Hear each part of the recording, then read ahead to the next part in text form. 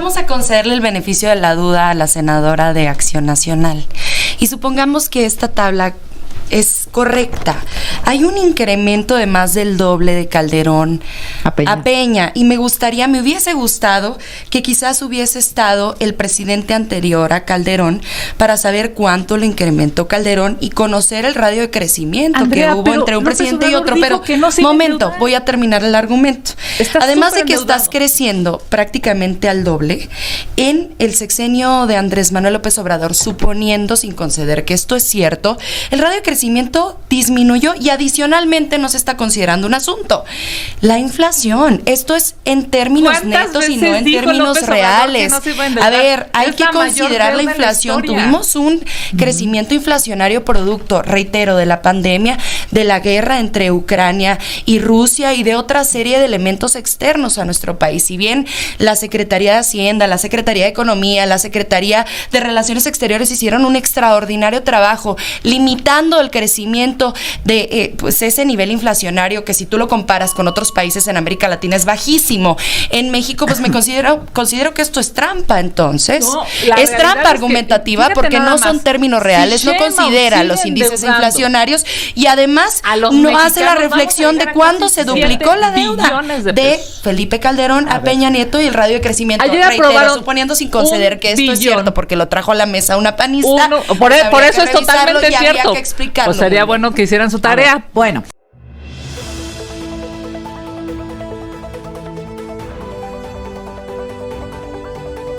Sigue dando lástima el PRIAN en nuestro país, y también en estas mesas de debate lo dejan totalmente confirmado. Un ejemplo más en este debate, en esta mesa de Azucena Oresti el día de hoy, donde regresó Andrea Chávez, senadora de Morena, y ahí estuvo la ahora diputada, sí, Kenia López Rabadán, diciendo que es una cartita que no sirve para nada lo que envió la doctora Claudia Sheinbaum Pardo, nuestra presidenta, en respuesta a todas estas amenazas por parte del presidente electo de Estados Unidos, Donald Trump, de imponer aranceles a nuestro país. Kenia López Rabadán cuestiona estrategia del gobierno ante aranceles, parece improvisada, añade la de Movimiento Ciudadano Laura Ballesteros. Al final de este debate terminan molestas tanto Kenia López Rabadán como la propia Laura Ballesteros de Movimiento Ciudadano, porque sí, Movimiento Ciudadano ayer votó a favor de esta ley de ingresos, mis estimados amigas y amigos, en la Cámara, y esto no le pareció para nada a Kenia López Rabadán, y así le responde la de Movimiento Ciudadano, Laura Ballesteros: ustedes a todo le dicen que no, se necesita esta ley de ingresos para cubrir todo este presupuesto para el próximo año 2025, y ustedes siguen aferrados en las mismas. Empezaron atacando a Morena, a la 4T, a la presidenta, y bueno, terminaron peleadas entre ellas mismas. Por eso la oposición está como está, tanto el PAN como Movimiento Ciudadano. Y ahí viene otro nuevo partido político que intentan crear otros personajes aberrantes. Primero que nada decirte que me parece que en lugar de estar mandando cartitas, la presidenta de la República lo que debería de mandar es policías al país para contener la inseguridad. No, pues militares han mandado un montón. ¿Qué es lo que? No, policías. Policías pero la presidenta, ¿cómo va a mandar policías? Pues porque depende de ella la seguridad. Pues ahí está Harfuch, no se supone que lo van a habilitar para hacer el superpolicía. Pues ya llevamos casi 60 días y no ha habido una estrategia clara de seguridad. Es evidente que ¿qué está pidiendo Estados Unidos? A ver, está pidiendo dos cosas, es muy claro, no tienen, digamos, que inventar el agua tibia. Está pidiendo, uno, el tema de la inseguridad brutal que se está viendo en México, que por supuesto afecta a Estados Unidos, y otro, el tema de migración. No es con cartas ni con clases de economía, a propósito de lo que acaba de pasar hace un rato, hace unos minutos en Palacio Nacional. No es diciéndole a Donald Trump qué empresas van a ser afectadas. Como o si no lo supiera, pues eso, ¿no? Obviamente lo sabe. Lo que tiene que hacer el gobierno de México es ponerse a trabajar por dos cosas importantes. Uno, la inseguridad, que está matando a los mexicanos, que está desapareciendo a los chiapanecos, que está generando que las mujeres estén brutalmente en una inseguridad terrible. Y segundo, pues por supuesto, ocupándose de lo más importante, y es generar prosperidad en México para que los mexicanos no tengan que emigrar a Estados Unidos. Laura, tu primera reflexión. Bueno, creo que Movimiento Ciudadano ya había sido muy claro con lo que nos esperaba con la llegada de Donald Trump, de llegar en su momento, cuando incluso Álvarez Maínez lo planteaba, pues que Trump iba a agarrar a México de piñata. Y es lo que estamos viendo. O sea, yo creo que primero que no haya ilusos para que no haya desilusionados. Lo que sí extraña es ver pues a un gobierno entrante que no está preparado para esto, ¿no? Parece que esto los está agarrando otra vez tarde, en un paso en falso, desorganizados. ¿Dónde está todo el cuerpo diplomático la carta de ayer, mexicano? La respuesta de hoy, ¿no te parece? Pues parece improvisada, bastante livianita, o sea, como que no ha preparado el gobierno una estrategia clara para enfrentar a Trump y sus agresiones. ¿Dónde está el secretario de Relaciones Exteriores? ¿Dónde está el cuerpo diplomático mexicano? Sí. El secretario Ebrard, pues está bien, pero siempre te acaba siendo el plomero y el fontanero de todo Ebrard, ¿no? Entonces, el mil chambas. Yo sí quisiera ver una respuesta clara y meter a Canadá en la ecuación. Yo creo que es importante porque al bully de Trump se le confronta, pues con cartas en la mesa. Canadá está del lado de Estados Unidos. Pues, no, pero a ver, en un tratado trilateral, bueno, claro, claro. Molesta que los comparen con nosotros. Entonces necesitas meter a un tercero en la línea para que genere al menos un poco de ruido, si no les van a pasar por encima. A ver, Andrea. No, yo tengo una visión completamente diferente a la que acaban de compartir mis compañeras. A mí me parece que México está inaugurando una nueva era de completa soberanía, de dignidad, de respeto de todas las naciones. Yo el día de ayer escuchaba con mucho agrado las mesas de diálogo en donde había comentócratas, analistas que, usualmente están en contra de las posiciones del gobierno federal, celebrando la carta de la presidenta de la República. Me parece que estamos en un momento en donde no podemos escatimar ni un gramo de apoyo hacia la doctora Claudia Sheinbaum Pardo. No es un problema de partido, es un problema de nación. Y en ese sentido me parece que la postura de la presidenta de la República al decir a cada arancel responderemos con un arancel, cosa que no va a llevar nunca a buen puerto a nadie ni a nada, pues mejor sentémonos a dialogar. Ella pero habla de los donde le agarre la palabra a Donald Trump. Mira, y diga, va. Yo más bien, no creo que nos esté agarrando las prisas. Él entra el 20 de noviembre. El 20 de enero. El 20 de enero como presidente de Estados Unidos. Y nos estamos preparando, ya se va a presentar el 5 de diciembre el Plan México para fortalecer las relaciones comerciales con Europa y con América del Sur. Pero también el peso ya se te fue a 20.80. Pues claro, es que hay que prepararse porque Donald Trump lo que está haciendo es que está haciendo política local con política internacional. O sea, le está hablando a su electorado con estos amagos hacia no solo México, sino también Canadá. Aquí también amenazó con imponerle este 25% de aranceles. Lo que compartía hoy el secretario de Economía me parece súper importante. Cuando Nixon, siendo presidente de Estados Unidos, impuso una medida arancelaria del 5%, cómo cayeron las empresas en Estados Unidos por las cadenas de suministro y por las cadenas de valor. Y dice que duró 4 meses. Imagínate, y ahora con 25%, que pues hay muchas importaciones, hay una relación comercial pues muy cercana, el problema que podríamos tener, me parece que deberíamos unirnos todas y todos en este respecto. A ver, me parece que no es un tema de nacionalismo, sino es un tema de entender cuáles son las prioridades, tanto de Estados Unidos para sí, de Canadá para sí, y de México para nosotros mismos. ¿Qué quiere México? Quiere seguridad. ¿Qué quiere México? Que haya prosperidad. ¿Qué quieren los mexicanos? Por supuesto, sí quieren programas sociales, pero además que sus hijos vayan a escuelas de calidad. No quieren que sus hijos puedan estar sometidos ante el crimen organizado o desaparecidos, como está sucediendo ahorita en Chiapas. Es una vergüenza que además la propia fiscalía quiera,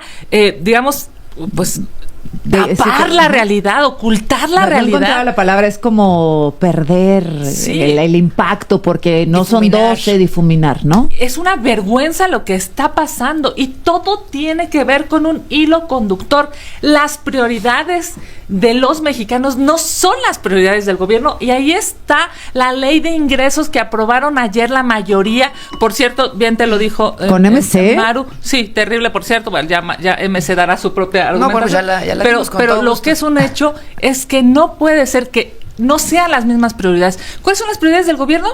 Volverle a dar dinero al Tren Maya, hazme el favor, volverle a dar dinero a la IFA, volverle a dar dinero a estos caprichos gubernamentales, en lugar de ponerse a trabajar en lo importante que es la brutal inseguridad que está atravesando. Pero que en eso no es la ley de ingresos, esa sería la ley de egresos. No, es el presupuesto de egresos, y la ley de ingresos ayer claramente lo que dijimos es un endeudamiento son dos cosas terrible. Diferentes. El endeudamiento que está haciendo histórico este gobierno demuestra que no solamente va a destruir a las generaciones presentes, sino a las futuras. A ver, Laura, ¿cómo fue este voto con Morena? Es decir, no, que no está mal, pero coincidió en que venía Pablo Lemus a pedir más recursos y entonces, pues, ¿sabes? A ver, se gobierna para todos los ciudadanos y no nada más para tus militantes. Yo creo que eso es una máxima que todos los gobernantes, al menos los responsables, comprenden. Cuando un gobierno federal castiga a una entidad federativa en su presupuesto por militar en otro partido político, no está castigando al gobernante ni al partido, está castigando a la gente. ¿Era el caso? Jalisco, claro, pero también pasó en otros estados de la República, Sí, Entonces, claro que se debe de tener una redistribución, pero ¿qué podemos esperar si le recortaron a las universidades, si le recortaron a la Semarnat 40%, a Conagua 45%? Entonces, claro que tiene que haber una distribución. Ahora, la ley de ingresos lo que plantea es cómo van a hacerse de ese dinero. No se está planteando hoy ningún impuesto nuevo para la clase trabajadora, para la clase media. Eso a nosotros nos parece muy importante. Hay que proteger la economía familiar. Sí pusimos sobre la mesa la necesidad de una reforma fiscal progresiva. Incluso propusimos que se empiece a tasar impuesto de tenencia a quien tenga jets, helicópteros, yates. Se pueden sacar 350,000 millones de pesos para eso. Pero en egresos ya veremos, Kenia, evidentemente, y ahí estará nuestro voto en contra, porque no estamos de acuerdo en cómo van a distribuir. Ahora, lo local sí se defiende y a Jalisco se le defiende. Oye, déjame preguntarte, Laura, ¿ese voto a favor ayer de la ley de ingresos fue a cambio de que arroparan a Jalisco? No, es lo que te estoy diciendo, o sea, hay una convicción de que pues ellos necesitan gobernar, entonces pues que decidan en su ley de ingresos, no están aumentando impuestos a la gente, nosotros lo vemos bien, pero la de egresos será otra cosa, porque ahí sí están las prioridades presupuestales con las que no coincidimos. Mira, yo lo dije en aquel momento cuando hicimos la disminución de la edad para poder ser beneficiario de los programas sociales, cuando se elevó a rango constitucional, el PAN, el PRI votó en contra en algunos elementos, digamos, algunos diputados votaron en contra. Yo voté en a el favor. Senado Siempre no, en el Senado no, para allá voy. ¿En el Senado votaron a favor? En el Senado votaron a favor, en diputados votaron en contra y ahí están las pruebas, ¿no? Ahora, yo les decía ahora que si votaron a favor como presidenta de la Comisión de Bienestar, voten a favor en el presupuesto de egresos de la Federación, porque si no hay apoyo, digamos, presupuestal, entonces no estás a favor de la medida. Votaron a favor de los programas sociales, pero no de dar los presupuestos. Votaron a favor de la disminución de edad, bajamos la edad de 68 a 65 años para poder ser beneficiario. Y yo les dije, si están a favor, en serio, los programas sociales, y no es solamente discurso y andar firmando con sangre, quién sabe qué tipo de acuerdos, como hizo su candidata presidencial, Xóchitl Gálvez, en campaña, pues entonces resérvense el resto del dictamen de presupuesto de egresos de la Federación y voten a favor los programas sociales, a ver si es cierto. A ver, esto es importante, Susana. O sea, yo creo, de nuevo, ¿no? Esta división en donde si ellos no tienen una ley de ingresos aprobada, no pueden gobernar. O sea, no pueden generar un ingreso para sacar los recursos. Hay prioridades y las sociales, de nuevo. Y la no elevación de impuestos a las clases medias y a la clase trabajadora es fundamental. En la ley de egresos, Kenia, veremos lo que ya estás planteando en la mesa, pues dónde están sus prioridades, no están conviniendo al resto de la población. PAN y PRI se están oponiendo a todos sin... Pues es que ha sido siempre la dinámica, por eso nosotros hemos puesto siempre una tercera vía en la mesa. Nosotros no vamos a estar nunca en contra de la agenda social, ni del país, ni de los ciudadanos. Y lo que los territorios puedan trabajar, me parece que es fundamental para las necesidades de la población. Por ejemplo, en Jalisco, la línea del metro. Es muy claro, para nosotros no vamos a acompañar a este gobierno que además de ineficiente es corrupto. Pero voten los programas sociales, nada más esa partecita. Esta deuda que están imponiéndole desde un bebé hasta un abuelito, todos los mexicanos van a deber 140,000 pesos solamente por el hecho de ser mexicanos. Es una locura. ¿Y cuánto dijo López Obrador que no se iban a endeudar? A ver, déjenme regresar. Se endeudó López Obrador y se va a endeudar Sheinbaum. Déjenme regresar con ese tema de la deuda, porque ayer se habló mucho al respecto.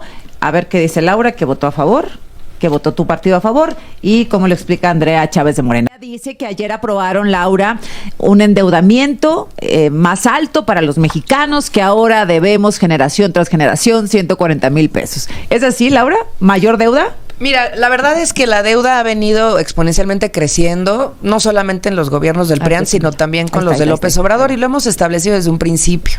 Sí, tiene que haber una política fiscal mucho más responsable. Por eso, para nosotros, la opción no es votarles en contra de la ley de ingresos para que no puedan gobernar. La opción es que podamos tener una reforma fiscal progresiva, como la hemos nosotros planteado desde un principio, que no le deben de tener miedo de cobrarle dinero e impuestos a los milmillonarios de este país, Hay 15,000 millonarios nuevos. 15,000 millonarios nuevos en este gobierno, a partir del gobierno de López Obrador, con fortunas exorbitantes, en donde tenemos hoy cifras como esta que te voy a dar. México es el tercer lugar a nivel mundial en propietarios de aviones privados. Por eso la propuesta, por eso, claro, ¿no? Ahí tienen un compañero en la Cámara de Diputados, legislador de Morena. Entonces, por eso, para Movimiento Ciudadano, lo importante es poner en la mesa impuestos a estos millonarios. Fíjate la cifra, pero la deuda, 300. ¿Pero si hay una deuda? Claro que hay deuda, nosotros lo hemos señalado desde siempre. Deuda que viene desde hace mucho.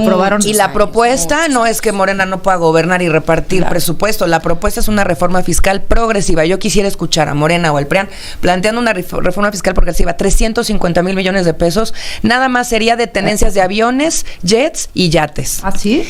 Pues mira, con respecto a la deuda, nosotros heredamos una deuda antes de 2018 que ya venían cargando los gobiernos. 4.66 billones de pesos. Pues habría que revisar siempre lo que nos traiga el PAN como prueba. Habría que doble revisarlo, triple revisarlo, no vaya a ser que no sea mentira, ¿no? Hay que revisarlo. Yo le pido a la audiencia que vayan a revisar. Siempre que algo lo traiga el PAN hay que revisarlo 2 o 3 veces, senadora, ¿no? Póngase porque son expertos mintiendo. Con respecto a la deuda, mira, la economía de México es una economía fortalecida. Somos parte del G20, somos parte del grupo de los 20 más poderosos en el mundo. Hemos abonado al pago de la deuda en este último sexenio. Venimos cargando una serie de costos provenientes precisamente de la pandemia, una crisis no solamente salubre, sino también económica, que vino a llegar en plena implementación de el gasto corriente, de los programas sociales, de los derechos de las niñas, niños, adolescentes, becas, escuelas, infraestructura, pensión para adulto mayor y personas con discapacidad. Y en ese sentido, pues los ingresos no solamente se integran con lo que nos trae el día de hoy, que repito y reitero, hay que revisar 2 veces, sino también tienen que ver con mejorar o simplificar, digamos, el pago de los impuestos, evitar la condonación, la elusión y la evasión fiscal, que lo está haciendo muy bien este gobierno. A ver, ¿qué? Bueno, yo invito a la senadora del régimen que se documente para que podamos hablar de manera seria. Hay que revisarlo. Mira, ¿no? ¿qué dice la historia en términos de endeudamiento? Dice que Felipe Calderón se endeudó por 2.7 billones de pesos. Que Peña le ganó a Felipe y se endeudó por 4.6 billones de pesos. Que López Obrador, el que dijo que no iba a haber deuda, ¿te acuerdas? Lo dijo en campaña y lo repitió muchísimas veces, mintiendo en su gobierno, se endeudó todavía más que Peña y por supuesto muchísimo más del doble que Felipe Calderón. Ahora, López Obrador se endeudó con 5.4 billones de pesos. ¿Qué aprobó ayer la mayoría de Morena? Aprobó un endeudamiento de 1.17 billones de pesos, Azucena. Es la deuda más grande en la historia de este país. Si continúa así la cifra, vamos, por supuesto, a vivir lamentablemente un futuro para los jóvenes brutalmente endeudados. A ver, 140,000 pesos hoy debe cada mexicano gracias a los caprichos del gobierno. Me faltó aportar un dato a la mesa que nos parece importante para la discusión. En lo general votamos a favor de nuevo porque el gobierno necesita tener recursos para poder gobernar, pero en lo particular lo votamos en contra. Sí. Precisamente por las reservas que metimos, por la falta de reforma fiscal para los 1,000 millonarios y también hubieron acotaciones muy específicas sobre la deuda. La deuda viene creciendo en los últimos años y lo señalamos desde el sexenio de López Obrador, pero viene siendo también un legado del PRIAN. Nosotros siempre lo hemos dicho, el que no hubiéramos estado mejor antes no quiere decir que estemos mejor ahora. Así que por eso, pues el futuro plantea una reforma fiscal para los 1,000 millonarios de este país. Miren, vamos a concederle el beneficio de la duda a la senadora de Acción Nacional. Y supongamos que esta tabla es correcta. Hay un incremento de más del doble de Calderón a Peña. Y me hubiese gustado que quizás hubiese estado el presidente anterior a Calderón para saber cuánto le incrementó Calderón y conocer el radio de crecimiento, Andrea, que hubo entre un presidente y otro. Pero, voy a terminar el argumento. Además de que estás creciendo prácticamente al doble en el sexenio de Andrés Manuel López Obrador, suponiendo, sin conceder que esto es cierto, el radio de crecimiento crecimiento disminuyó y adicionalmente no se está considerando un asunto. La inflación, esto es en términos netos y no en términos reales. A ver, hay que considerar la inflación. Tuvimos un crecimiento inflacionario producto, reitero, de la pandemia, de la guerra entre Ucrania y Rusia y de otra serie de elementos externos a nuestro país. Si bien la Secretaría de Hacienda, la Secretaría de Economía, la Secretaría de Relaciones Exteriores hicieron un extraordinario trabajo limitando el crecimiento de pues ese nivel inflacionario que si tú lo comparas con otros países en América Latina es bajísimo. En México pues me considero que esto es trampa, entonces. No, es trampa argumentativa porque no son términos reales, si no considera los índices inflacionarios y además no hace la reflexión de cuándo se duplicó la deuda de Felipe Calderón a Peña Nieto y el radio de crecimiento. Ayer Reitero, aprobaron suponiendo sin conceder que esto es cierto porque lo trajo a la mesa una panista. Por eso es totalmente cierto. Que explicarlo. Pues sería bueno que hicieran su tarea. Bueno, Poder Judicial. Nos queda un bloque, un